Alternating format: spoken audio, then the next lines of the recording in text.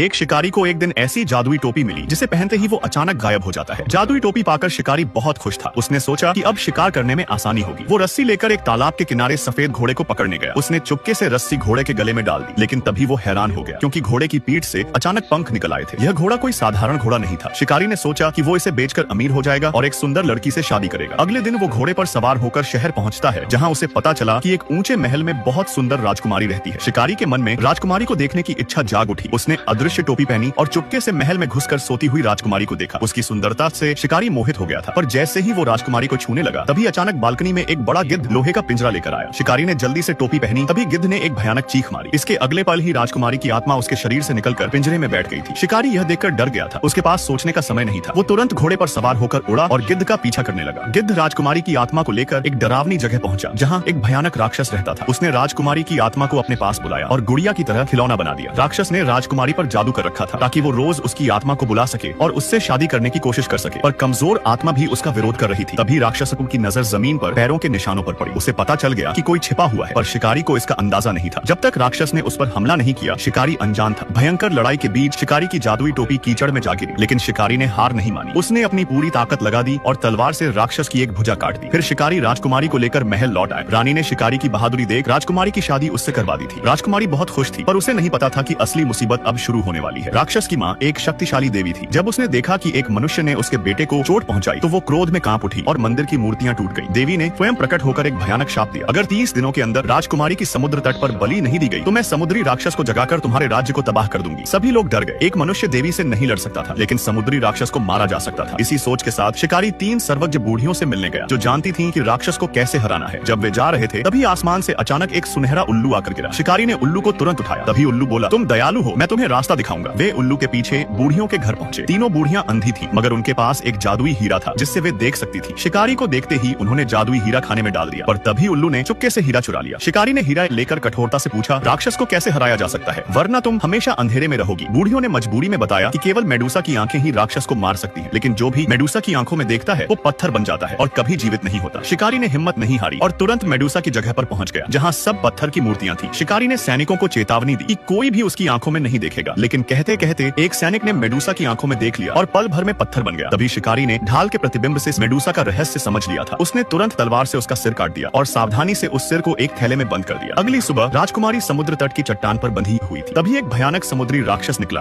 और राजकुमारी को पकड़ने ही वाला था कि इस नाजुक क्षण में शिकारी घोड़े पर सवार होकर चट्टान पर पहुंच गया। उसने मेडूसा के सिर को उठाकर राक्षस पर चमकाया, जिससे पल भर में विशाल समुद्री राक्षस पत्थर बनकर चकनाचूर हो गया था। शिकारी के साहस और न हारने के संकल्प से उसने राजकुमारी के साथ साथ पूरे राज्य को बचा लिया था।